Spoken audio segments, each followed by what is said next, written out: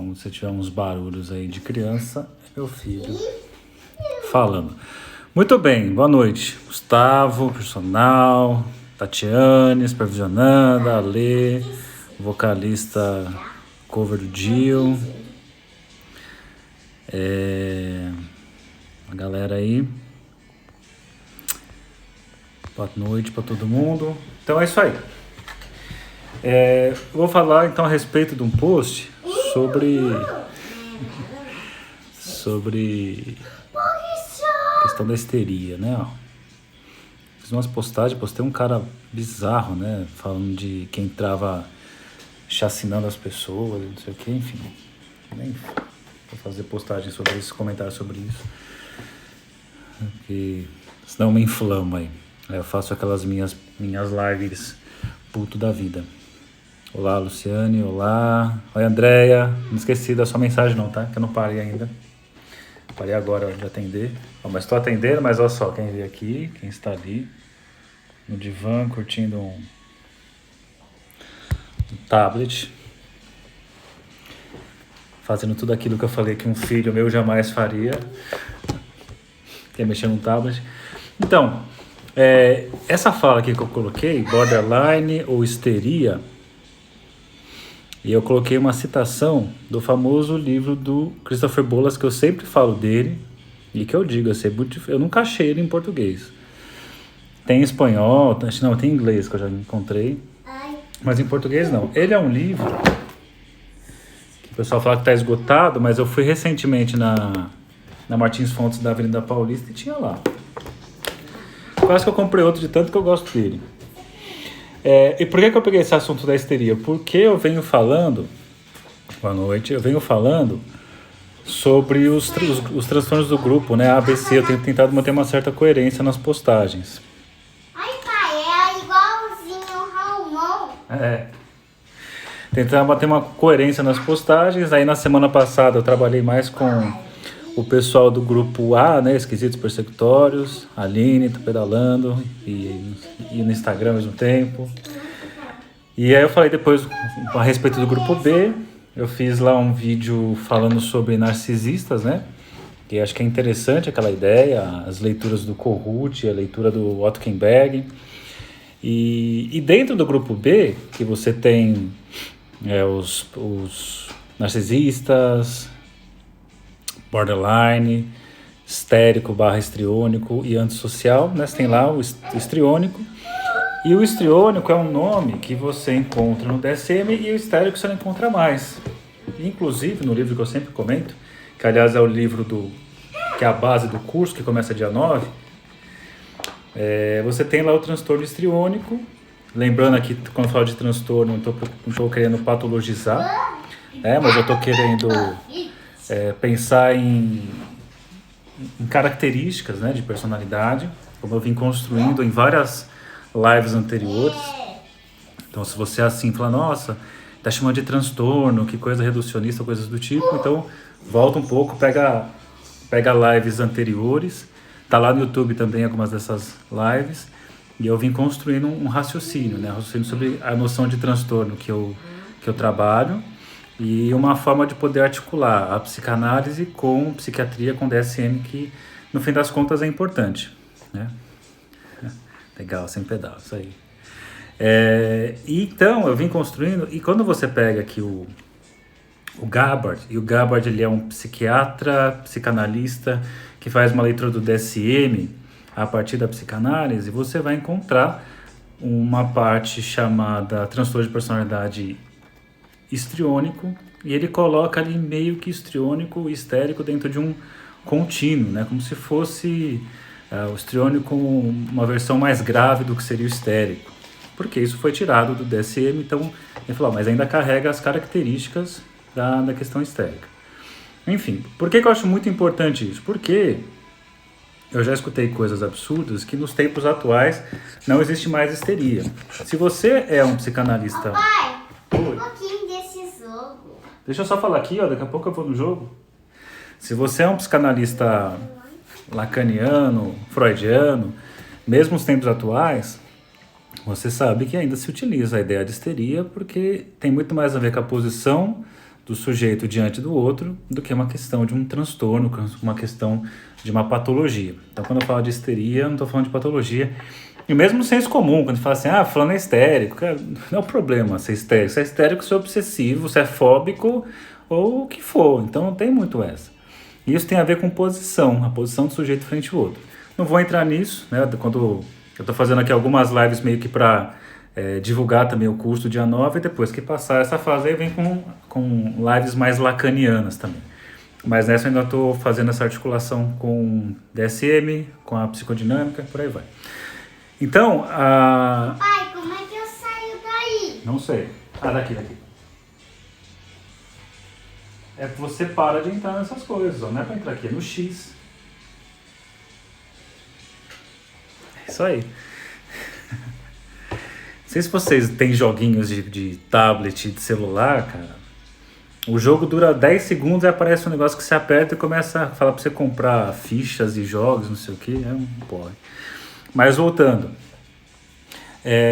Então, para quem é da psicanálise lacaniana, por exemplo, óbvio, né? A questão da histeria não tem nem o que discutir. Mas mesmo no pessoal não lacaniano, pensando psicodinamicamente, que seria uma psicologia baseada, né, com elementos da psicanálise, eu já escutei pessoas dizendo assim, até para difamar a psicanálise, a histeria não existe mais, essa coisa da época do Freud, não sei o quê. E eu acho uma certa ignorância, assim, né? Porque a gente precisa pensar que as coisas evoluem, inclusive o quadro histérico evolui. O quadro histérico ele vai mudando a sua linguagem. Se vocês lembrarem lá atrás, que quando você fala de histeria, você fala dos teatros do corpo, né? A histeria era uma doença de imitação, porque o que seria a histeria em si, você não teria uma característica dela. Você tinha ali sintomas espelhados de outros quadros. Então a histeria é um espelhamento de outros quadros, de outros tipos de patologias, algumas patologias orgânicas. E se a gente for pensar que se trata de um tipo de apresentação de sofrimento, uma modalidade de sofrimento que espelha alguma coisa, obviamente que ela não vai espelhar o que ela espelhava em 1905 com Freud, 1880 com Freud. Ela vai espelhar alguma coisa na atualidade. E então, eu entendo que a histeria é muito presente nos tempos atuais. Já vi psicanalista que não conhece a histeria, sei lá. Tudo tem contexto, né, Kátia? Eu não sei qual... Porque às vezes a gente tá num contexto diferente. Às vezes, por exemplo, se você faz um comentário, alguém faz um comentário de uma coisa, mas que no momento aquilo está sendo meu objeto de estudo, e eu estou pegando ali o detalhe do detalhe, eu falo assim, não, por conta desse detalhe aqui, não se trata disso. Que, por exemplo, quando eu falo assim, para provocar, a psicanálise não tem a ver com o passado, ela aponta para o futuro. É uma fala que eu carrego, eu pego ali uns detalhezinhos, em Freud, principalmente Lacan, para falar disso, e até brinco, quem acha que psicanálise fala do passado, de infância, não entendeu a psicanálise. Não, se você vai ler a psicanálise, está escrito que é infância ali. É que eu pego ali um recorte do recorte, né? E sustento isso. Então, às vezes a pessoa fala, não conheço histeria, não conheço aquilo, aquilo outro. Às vezes tem muito a ver com o percurso, né? Com o contexto que ela traz. Mas eu conheço. Pai, Oi. por que eu não ganho esse carro? Você tem que continuar, porque você não tem ponto suficiente. Você tem que juntar ponto. É que nem para conseguir o Jackson Storm, você tem que correr e ganhar ponto. Então, eu vejo na clínica do dia a dia, e não precisa nem trabalhar em CAPS, a Viviane Alves, psicologia, falando trabalho em CAPS, mas na clínica do dia a dia aqui, no consultório, a histeria está presente. Se é no sentido do Lacan, é muito óbvio, porque a coisa vai ficar dentro das neuroses. Uma das modalidades é a histeria. Mas quando você fala mesmo em questão de transtorno... Fala mais baixo, por favor. Quando você fala em termos de transtorno, ela continua aparecendo sim. E eu sempre fiquei com essa coisa encafifada, porque às vezes eu escutava casos, às vezes uma vez estava lá, estava dando uma aula e a gente às vezes batia um papo antes, aí tinha um aluno, trabalhava no hospital X, e ele falando assim, tem quadro tal, né? Aí descreveu o quadro e falei, cara, mas isso é tão claro que é histérico o movimento, é tão claro que faz uma triangulação, fica como terceiro excluído, tem uma provocação com o terceiro, é tão óbvio isso, mas as pessoas não liam assim. E eu comecei a ficar preocupado, falei, será que só eu tô vendo? Filho, mais baixo, por favor. Será que só eu tô vendo histeria nessas coisas ou realmente é? E geralmente, para não dizer sempre, onde eu vi histeria, quando era nomeado histeria é uma coisa, mas às vezes era um outro quadro, mas que eu via que era uma histeria. Era dentro do quadro borderline. Então a quantidade de vezes que eu vi casos que eu atendi, que a pessoa chegava se auto-intitulando borderline porque passou no psiquiatra, passou no outro profissional e foi falado que era isso. Casos que eu escutei de supervisão de outras pessoas, casos que eu supervisionei, trabalhos, né?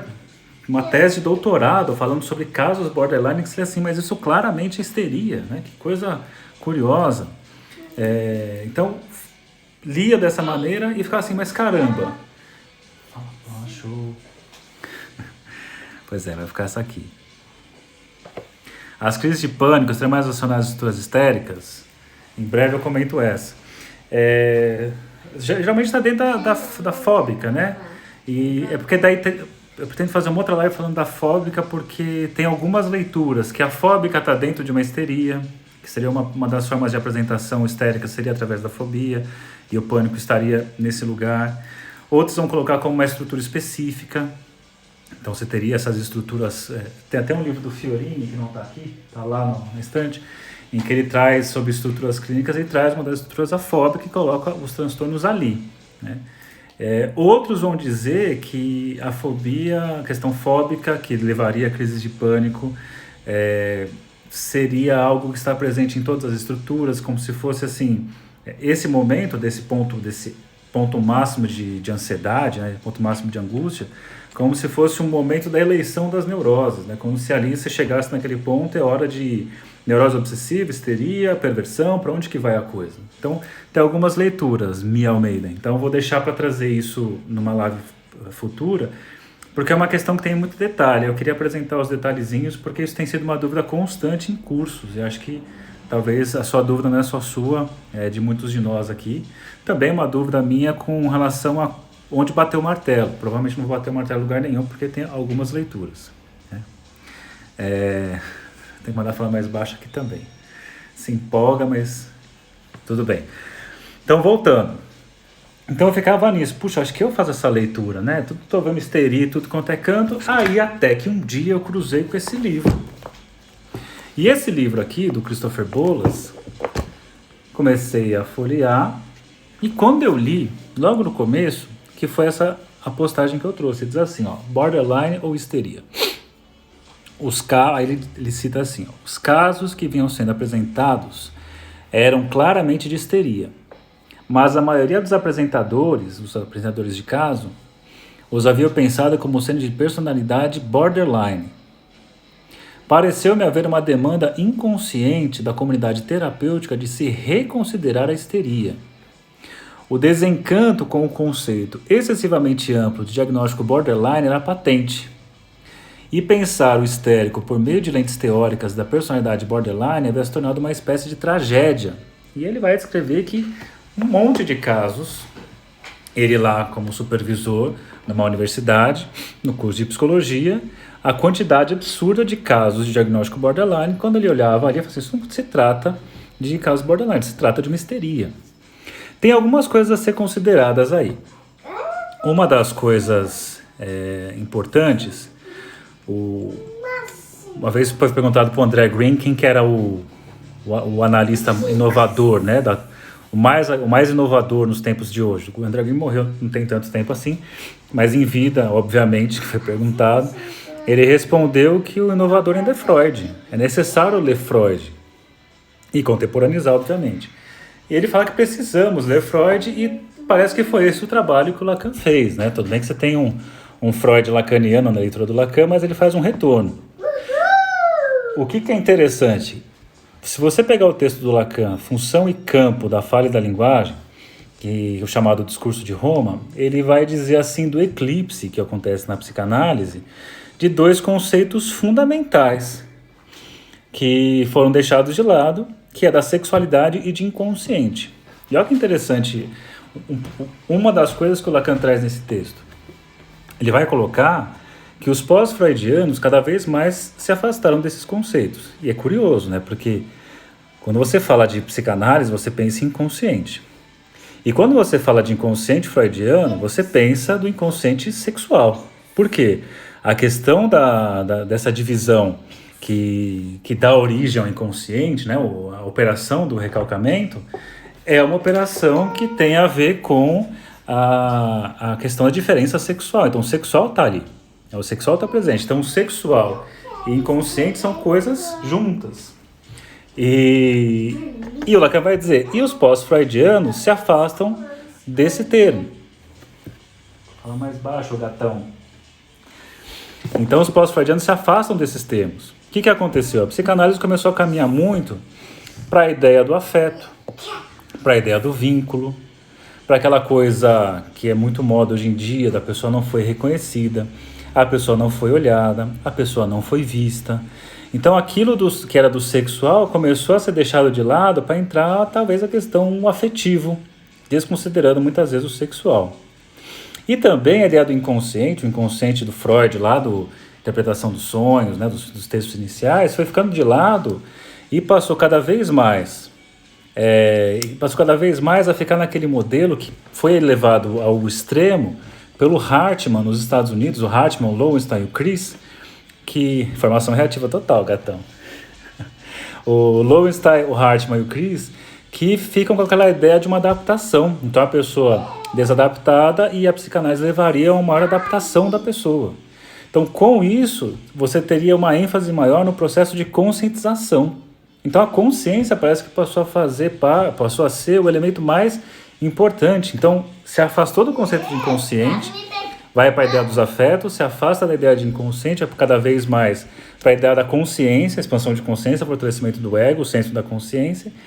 E aí o Lacan pergunta, mas que raio de psicanálise é essa que você exclui esses dois termos? E se você for pensar, como é que você raciocina o que é uma histeria se você tem a comunidade psicanalistas inclusive, que passam a desconsiderar esses dois conceitos fundamentais. É óbvio, né, que não vai conseguir ler a histeria porque faltam dois dos elementos fundamentais, o inconsciente freudiano e a noção de sexualidade. Então, aí temos um problema. E alguns autores, agora não lembro se foi o André Green que fala disso também, que é um cara bem interessante, que ele coloca, não lembro se é ele, mas é alguém que coloca assim, que Freud teve todo um trabalho de trazer a questão da sexualidade, descortinar a sexualidade, e que os pós-freudianos foram lá e cobriram de novo. Então, como é que eu vou conseguir ler histeria se eu desconsidero a teoria da sexualidade? E agora, voltando para os tempos atuais aqui, muitas vezes, quando eu falar de histeria, eu escutei de professores, de psicólogos, psicanalistas, não, mas isso daí é na época do Freud. Hoje em dia, as questões são mais narcísicas, as questões são da ordem da validação, do olhar, e eu não concordo. Eu acho que eu faço esse trabalho constantemente, eu pego vários textos, que se você tem uma leitura ali, feito por alguém que vai por essa via do olhar, do afeto, e eu consigo fazer a leitura pela teoria da sexualidade e eu mostro onde está a questão histérica ali. Da mesma forma, eu consigo pegar um texto que tem uma descrição histérica e eu consigo, lendo pela ótica dos que excluem a sexualidade, coloco o afeto no lugar e penso na ideia da consciência, e eu consigo enxergar ali outras questões. Aí talvez o borderline no caso. Se eu acho que houve um refinamento da histeria, acho que sim, houve um refinamento. Como trabalha nesse espelhamento, até alguém perguntou isso, deixa eu ver. Quando você fala em espelhamento da doença histérica, me lembra hipocondria, confere? Também, viu? Acho que eu posso pensar na hipocondria, aparecendo nesse contexto, né? Mas também, acho que sim, a gente pode, vamos colocar assim. Que sim. Esse grito, não é que ele está chamando a atenção, que está empolgado com o jogo aqui. Então, fibromialgia é considerado, o diagnóstico pra gente não é assim, tal coisa é tal coisa. Não dá para ser assim. É só na transferência que se estabelece um diagnóstico. O Bruce Fink, ele tem um livro roxinho sobre a clínica, e é muito legal porque ele fala assim, normalmente se diz que a histérica sofre no corpo e que o obsessivo sofre em pensamento. Ele fala, mas eu não concordo, porque você vê claramente obsessivos que de fato têm uma dor de cabeça insuportável, tem lá o peso no corpo, a dor nos ombros que carrega muito nas costas, então tem também uma questão de um sofrimento no corpo. Então dizer da fibromialgia, eu não bato o martelo assim, fibromialgia é histeria, não. Fibromialgia é um sintoma, é um nome que é trazido, agora quando vem para análise, é na relação que estabelece com o analista, ou seja, o lugar que coloca o outro, que eu consigo levantar uma hipótese diagnóstica. Tá? Então, não dá para dizer que é isso. Bom, pensando mais aqui, então, acontece essa leitura exacerbada, e acho que a gente tem que tomar muito cuidado, porque, de fato, assim, os casos que eu conheci até hoje, que atendi, que supervisionei, um ou outro que realmente fala assim, caramba, isso daqui não tá fechando, parece uma coisa mais primitiva do que o que seria a questão histérica. Vou ler agora para vocês, qual o nome do que? Não sei. Vou ler para vocês aqui, ó, os critérios, aí agora, voltei pro Gabbard. O Gabbard, ele é a psicodinâmica, né? Então não é exatamente a psicanálise raiz. Mas vamos pegar aqui as características gerais, né? Que ele coloca.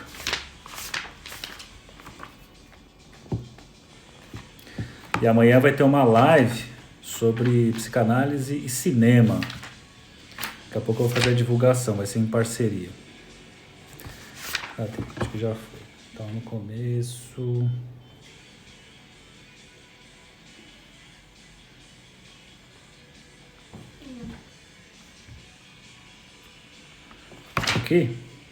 Aqui, ó. Vamos lá aos nomes, aos critérios. Critérios para o transtorno da personalidade borderline, o DSM-5. Característica geral: um padrão difuso de instabilidade das relações interpessoais, da autoimagem e dos afetos e dos impulsos e de impulsividade acentuada. E sempre que surge no início, que surge no início da vida adulta, que está presente em vários contextos. Introdução à psicanálise lacaniana. Não, é introdução clínica à psicanálise lacaniana, não é isso? É que eu não estou com ele aqui agora, mas eu acho que é esse, introdução clínica à psicanálise lacaniana. Se existe histeria no homem, claro que existe, sim.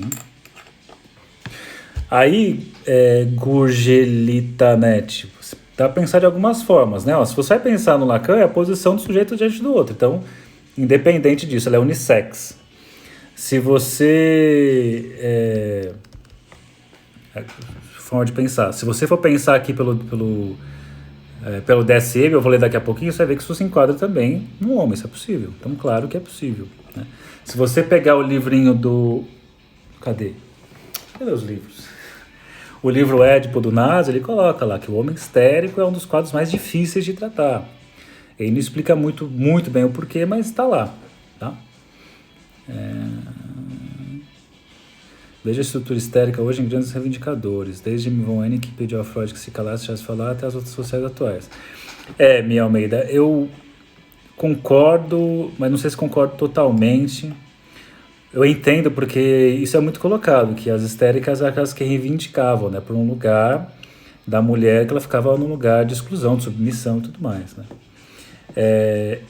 Uma das leituras, é uma conversa que eu tenho com o pessoal de alguns movimentos, é que tem a galera que realmente está ali reivindicando e querendo uma movimentação e um reconhecimento de um lugar, mas também tem a galera que só quer melar o plano, né? Que só quer ficar ali dizendo eu estou insatisfeito com tudo. Que é o que eu brinco, assim, que é a pessoa que chega no restaurante e diz assim, o que não tem? Porque o que não tem é o que eu quero. Só pelo fato de não ter. Aí se por acaso for feito e for entregue, mas eu não quero, eu só queria dizer que não, né? Então, eu entendo o que você fala aí, eu acho que dá para fazer um recorte disso, acho que a Maria Rita Kell faz uma leitura assim, mas é isso, não existe a histeria, né? Existem as histerias que tem essa questão da posição do sujeito diante do outro e pode ter uma reivindicação mesmo no processo. E aí, Milton, artista, psicanalista, você tem, né, a Mia Almeida, se você pensar dentro do processo psicanalítico, dentro da teoria dos 4 discursos do Lacan, você teria o discurso da histeria, como condição de análise, né? E essa condição, esse lugar Na posição histérica, é o sujeito dividido, né, que coloca ali o seu mal-estar apontado para um mestre que responda, né, o que é isso, né, quero que você diga o que eu tenho. Então essa posição é meio que fundamental, essa divisão S barrado. Então continua, então pegando aqui no borderline os critérios, então vamos falar, são 9 critérios, se você fechar em 5, tá dentro. 1, sigam aí, vai lá, brincar de bingo, né? 1, esforços desesperados para evitar abandono real ou imaginário. Lembrando que tem isso, né?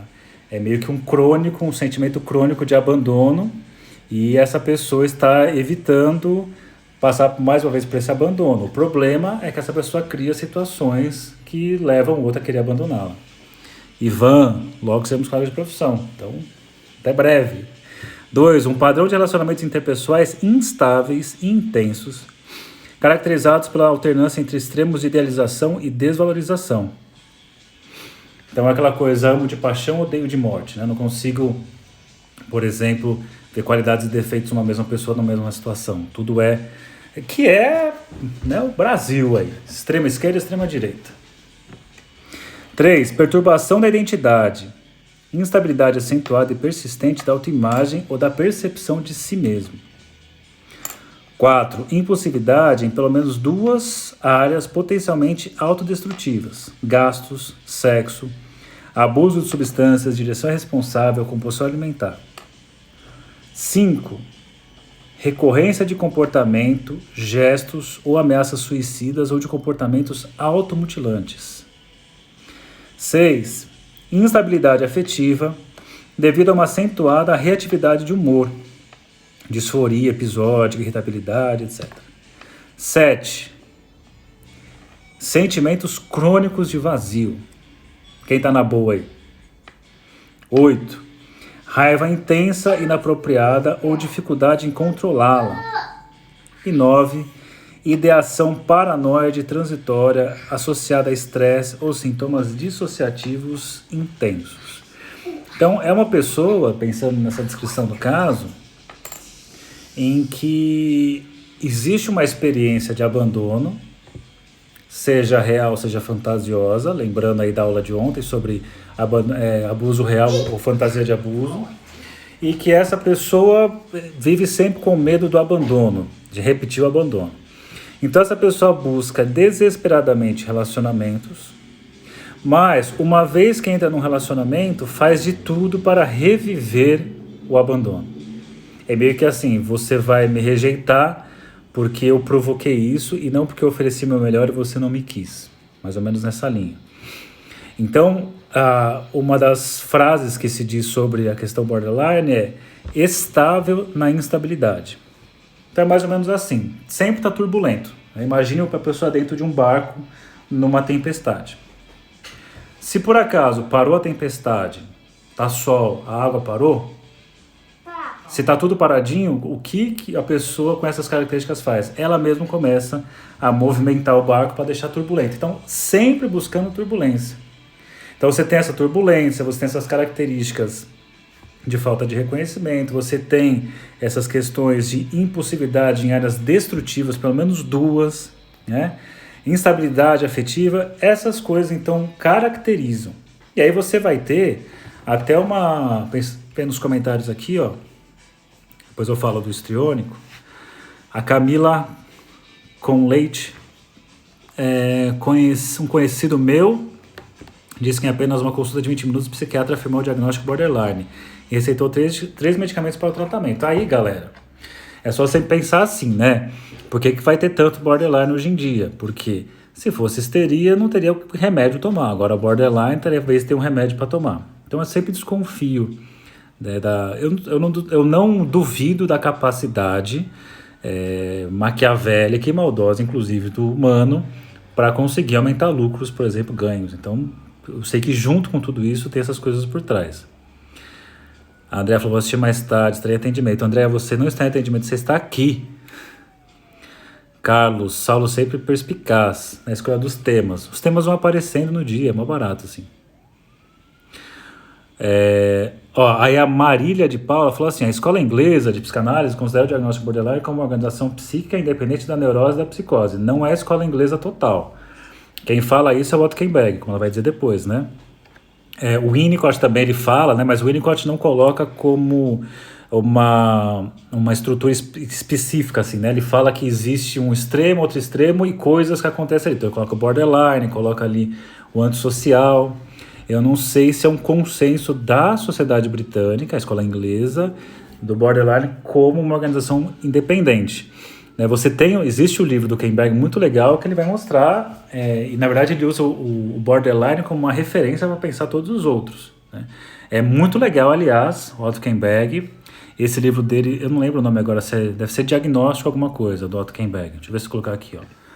Otto Kemberg, livro Diagnóstico Borderline. Provavelmente, alguma coisa assim? Não é. Eu não sei, depois eu acho que coloco lá no grupo, no canal. Certo? Então, é interessante isso, porque aí até tem uma discussão, né? Por exemplo, você pega a escola francesa, você tem aqueles que dizem que é neurose, psicose e perversão. O Otto Kemberg vai pensar neurose, psicose e o borderline. Mas isso não é um consenso, assim, uma leitura, né? Tem uma guitarra quando o paciente fala assim, tem sim. O que faz o borderline procurar a terapia? Porque ele sofre, né? Não é uma... Existe sofrimento, e só que aquilo que acontece nas relações de levar a turbulência e o abandono vai se repetir em transferência. Para isso, gente, se vocês quiserem, quem fez meu curso de Winnicott já leu esse caso. Quem vai fazer meu curso do dia 9, Manual da Psicoterapia, vai ver esse caso, que é o caso da Margaret Little. Eu posso colocar ela também lá no canal do Telegram para vocês lerem. Ali você tem um caso da pessoa que busca análise borderline, porque ela está em sofrimento, a pessoa busca por isso. Agora a questão que vai acontecer ao longo do processo. Esse livro da psicodinâmica é o do Gabbard, Psiquiatria Psicodinâmica. Gabbard. Geralmente é difícil de saber. Então, introduzir a medicação para os borders não faz efeito. Participaria de uma possível polaridade. Cara, eu sou muito avesso. Apesar de eu dar muito curso de diagnóstico, eu sou muito avesso a diagnóstico. Assim, eu tenho pessoas, por mais que eu leia ali, a McWilliams é maravilhoso o livro dela, né, as explicações. E apesar de a informação do curso está sempre na minha linha do tempo. Eu sempre publico aí no Instagram, no Facebook. Quando você se depara com analisando com borderline, vamos tirar o com borderline, mas analisando com uma organização com características borderline. Além de indicado uma avaliação clínica, o que mais você faz? Então, gente, a minha posição, eu não atendo transtornos. Eu falei para vocês desde a primeira live sobre transtornos. Eu uso para me nortear um pouco enquanto o estilo. Porque, por exemplo, se eu pego uma pessoa que é do grupo B, que tem como características gerais a manipulação e o drama, eu tomo muito cuidado, porque certas coisas eu poderia me enganar, achando, pô, isso aqui ela está pedindo isso, mas na verdade seria apagar fogo com gasolina. Então eu só uso para uma organização. Eu não faço assim, esse paciente é borderline, como atender um borderline? Não. Esse paciente aqui histriônico, como atender histriônico? Não, eu não faço dessa forma. Eu estudo psicodiagnóstico, eu dou o curso de psicodiagnóstico para ajudar na orientação, mas na hora H você entende, é uma pessoa, essa pessoa tem uma história, e ela organiza as coisas de uma forma borderline, de uma forma antissocial, de uma forma tal. Se é grupo A, que as pessoas são persecutórias, eu vou tomar cuidado com as intervenções, porque vai levar mais persecutoriedade. Então, é muito mais assim, o que não fazer do que o que fazer. Isso eu sempre falei, né? Eu estudo muito para sempre ir para a linha do que não fazer. Porque a minha questão empática vai me levar a certas coisas. Mas se eu sou muito empático a algo, assim, mas é um grupo B, então deixa eu segurar a mão aqui. Sou muito empático, mas é grupo C, deixa eu segurar isso aqui. Então eu estudo, até aproveitando a ideia do Freud, né, pela via de tirar, não pela via do pôr, para fazer menos coisas, o que menos eu posso fazer. Respondendo a Keke Lemes, não sei como é que pronuncia. A Vanúzia Ferraz, pensão de sempre, você dizer a diferença básica de borderline, transtorno bipolar. Também penso que em muitos casos a Black Border sai do... Não, mas é bem diferente, né? Não dá tempo de eu falar aqui hoje do bipolar com o borderline, eu posso falar numa outra live. É que eu tô aqui fazendo uma comparação desse com o histriônico, né? Vou pegar aqui para vocês. As melhores explicações vêm do único manejo. É uma das explicações, né? Cada caso é um caso. Gosto também do olhar dele, mas... Aqui, e agora eu vou pegar dentro... O outro caso que gera as confusões, que é o histriônico, mas no caso aqui está histriônico, não está como histérico.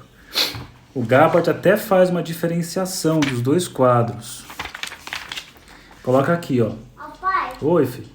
Não sei como que ele tá dizendo. Deixa eu ver.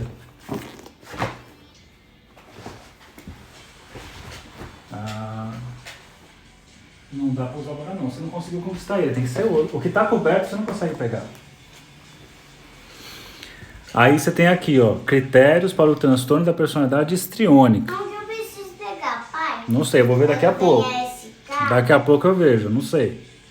Característica geral, um padrão difuso de emocionalidade e busca de atenção em excesso que surge... Mas olha que interessante, veja como vai dar uma confusão, porque ó, um padrão difuso de emocionalidade e busca de atenção em excesso que surge no início da vida adulta. Primeiro, e até a pessoa perguntou, existem homens histéricos, histriônicos? É só ver as características. Pode ter no homem isso? Sim, ó, vamos ver. Desconforto em situações em que não é o centro das atenções. 2. Se você fizer 5, fechou, hein?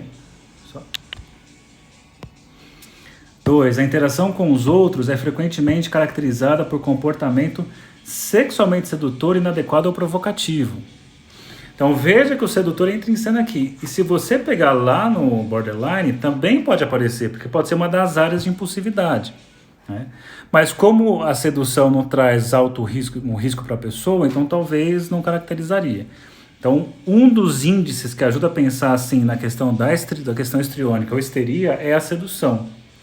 E é sempre uma sedução, gente, que não visa ir até o final. É uma sedução que é mais uma isca, para uma vez que a pessoa responde essa sedução, a pessoa pula fora e aponta a falha do outro, aponta o desejo do outro. Nossa, mas você entendeu tudo errado o que eu falei? Então, esse movimento é muito comum de acontecer. No caso aqui, histriônico, a coisa é mais primitiva, de acordo com a descrição do Gabbard. Então ele coloca, ó, a interação com os outros é frequentemente caracterizada por comportamento sexualmente sedutor, inadequado ou provocativo. Teatral, isso aí. Que vivi no grupo aí B, o teatral pode aparecer em outros, tipo antissocial, ele pode ser muito teatral. 3. Exibe mudanças rápidas e expressão superficial das emoções. 4. Usa reiteradamente a aparência física para atrair atenção para si. 5. Tem um estilo de discurso que é excessivamente impressionista e carente de detalhes. 6. Mostra autodramatização, teatralidade, como a Vivi falou, e expressão exagerada das emoções. 7. É sugestionável, facilmente influenciado pelos outros e pelas circunstâncias. 8. Considera as relações pessoais mais íntimas do que na realidade são. Eu sempre brinco com os alunos. Se vocês, alunos e supervisionandos, se você começou a atender uma pessoa, na primeira sessão, você saiu se sentindo o melhor psicólogo do mundo, porque a pessoa fala assim, nossa, é incrível como você é bom, você é maravilhoso, Cara, muita chance de ter características dentro desse quadro aqui histriônico.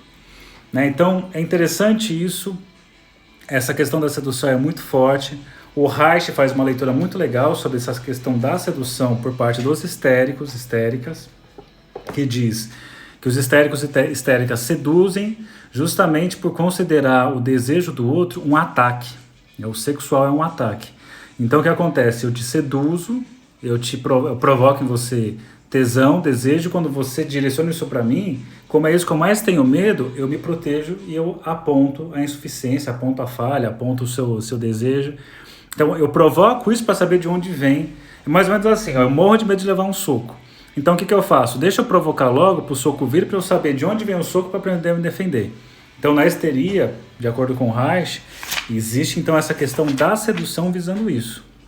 Só que aí o Gabbard, ele traz uma coisa interessante, que é a diferenciação. Que ele coloca, a histeria seria algo mais maduro, mais neurótico. E a questão histriônica mais primitiva. Boa noite. Dina Poli Rosângela.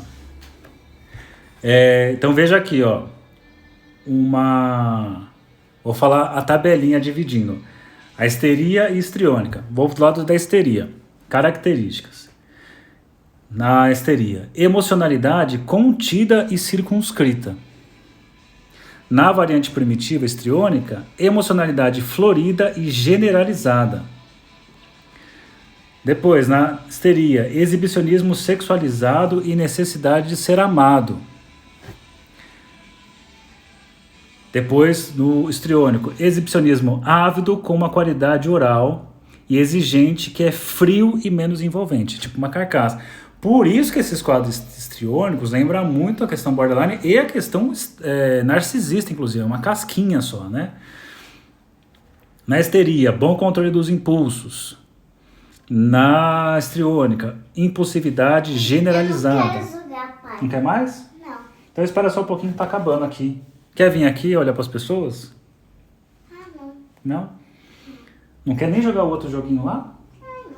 Tá bom, então tô acabando aqui. Ambição e competitividade. Desculpa, sedução sutilmente apelativa. Na histeria. Na histriônica, sedução grosseira, inadequada e repulsiva. Depois, ambição e competitividade. Isso na histeria. Na histriônica, falta de propósito e desamparo. Histeria, relações objetais triangulares maduras. Relações triangulares. Histriônica, relações objetais diádicas primitivas. Tem no curso? Tem, o raciocínio 3, 2, 1. Você vai pegar pessoas com questões triangulares, pessoas com questões de díade. As separações dos objetos amados podem ser toleradas. Histeria. Na histriônica, a ansiedade de separação intensa ocorre quando abandonado por objetos amados. Então tem uma ansiedade gigantesca, não suporta a separação. Histeria, superego rigoroso e algumas defesas obsessivas. Histriônica, superego frouxo e uma predominância de defesas primitivas, tais como cisão e idealização sob estresse. Por último, desejos transferenciais sexualizados desenvolvem-se gradualmente e são vistos como irrealistas. É impossível acontecer. Histeria. Na histriônica, intensos desejos transferenciais sexualizados desenvolvem-se rapidamente e são vistos como realistas. E aí, então, o que eu enxergo, no fim das contas, da histeria e do histriônico é como se fosse um contínuo também. Como se eu estivesse aqui, num extremo mais próximo à neurose, eu teria a histeria. Num outro extremo, que eu teria a psicose, eu estaria com o histriônico mais para esse lado aqui. Então, me parece que tem uma continuidade desses dois. Um mais maduro, outro mais primitivo.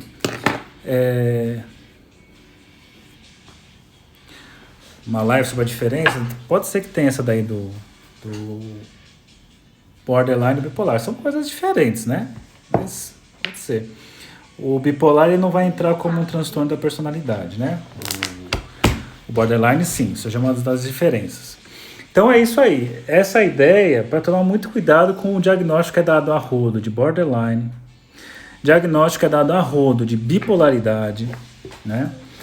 Se você fosse pegar estritamente para a psicanálise, a bipolaridade teria a ver com a psicose maníaco-depressiva, que eu tenho longos períodos de depressão, longos períodos de mania, coisa que não é que acontece em vários diagnósticos de bipolaridade, mas enfim, tem uma babel diagnóstica bem complicada. Certo? O livro, o que eu falei de histeria, que critica a quantidade de casos borderline, que na verdade são histerias, é o do Christopher Bolas, chamado Histeria, HYSTERIA. E esse outro que eu sempre falo, que eu uso no curso Manual de Psicoterapia, é esse aqui, Psiquiatria Psicodinâmica, do Gabbard. Tá certo? Então é isso aí, finalizamos mais uma live aqui. E amanhã vai ter uma live falando sobre este livro aqui. Serei eu e uma outra pessoa, vou divulgar daqui a pouquinho, Cinema e Psicanálise, volume 1, A Criação do Desejo. Certo, gente? Boa noite, então. Bom descanso. Se por acaso alguém for perguntar de cursos, lá no número do WhatsApp, que está divulgado aí no Instagram. Eu só vou responder amanhã, porque agora encerrei por hoje, tá bom? Boa noite e tchau para vocês.